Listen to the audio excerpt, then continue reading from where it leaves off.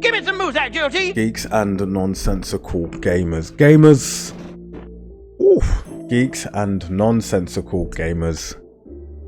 Yo. Trying to put out more vids. I'm actually just trying to give you a bit more of, I want to say me, but that's a little bit weird. When it comes to an industry as big as the gaming one, and loads of people have different views, varying views. I'd like to share some of my opinions, but we're going to be a bit more relaxed. Don't worry, the hype will still come. The hype will never die. So guys, if you're liking these videos, please don't forget to smash that like button, and we pretty much just get to the juice. This article itself is courtesy of Eurogamer. Crazy Taxi, Jet Set Radio, big budget reboots in the work at Sega.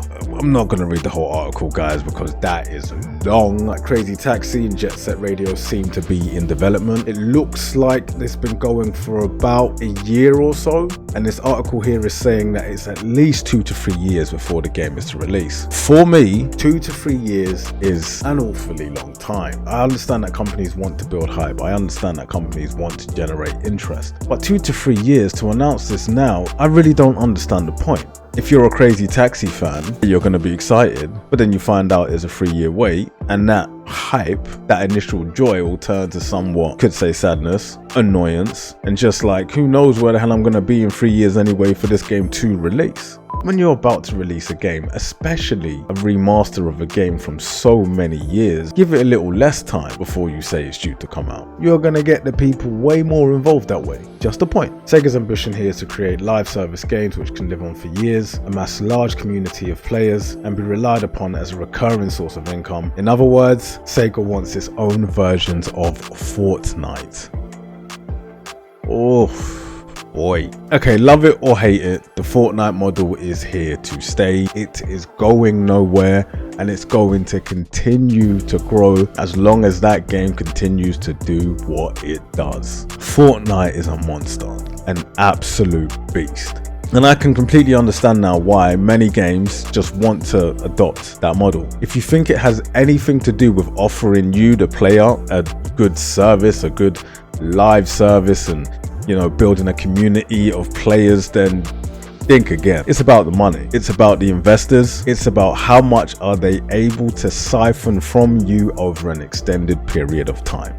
But so many companies from here on out are now just going to have to adopt this model, because it's the only way in which you're going to be able to survive. Yes, you have games like Elden Ring, you have games like Horizon Forbidden West, single player experiences, even though Elden Ring has a multiplayer experience. But you get what I mean. A lot of the time, these games seem to be AAA. There will be a few outliers, a few sleeping giants that manage to come from nowhere and just generate hella buzz and popularity, but that is rare. So many of these companies like Sega now are going to look to adopt the Fortnite model, where it's just a constant stream of income over time, keep the players coming back, and we can't deny that it does not work, because it clearly does. Otherwise, why else would so many companies wish to do this?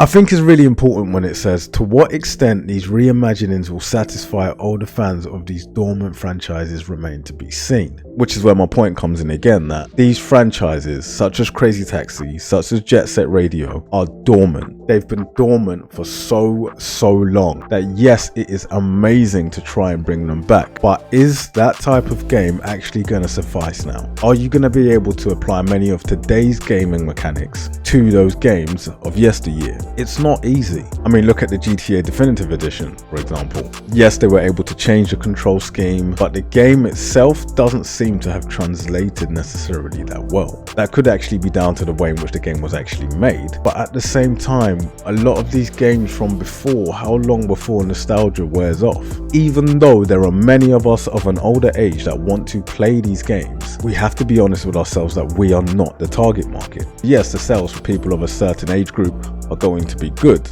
but you can't tell me that there's no way that Sega are not looking to appeal to the masses. Whenever you make these games such as Jet Set Radio, such as Crazy Taxi, they are hoping that they are going to be able to bring a new generation onto these games. Hence the Fortnite model.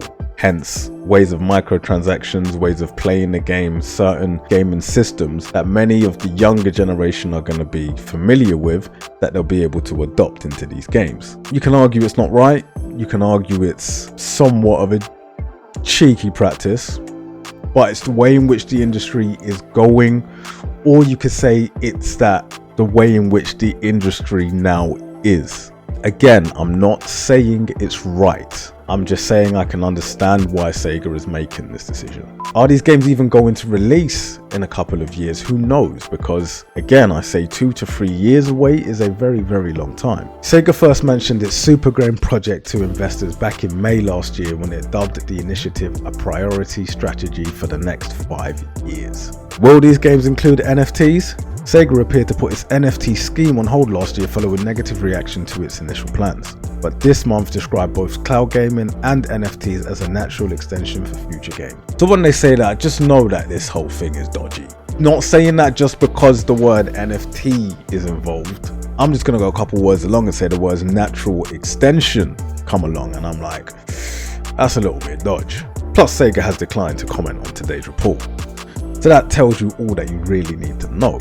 It looks like Sega's going to come and try and hit us in the nostalgia kicks. What I say, guys, is when it comes to news like this, just take the juice one sip at a time. I don't think it's going to be that much of a big deal for now, but we'll see in the upcoming years. And guys, if you're liking these videos, guys, don't forget to subscribe and hit a like. I will continue to bring you more juice, views, and gaming news. Let me know what your views are in the comments below. Till next time, guys, peace.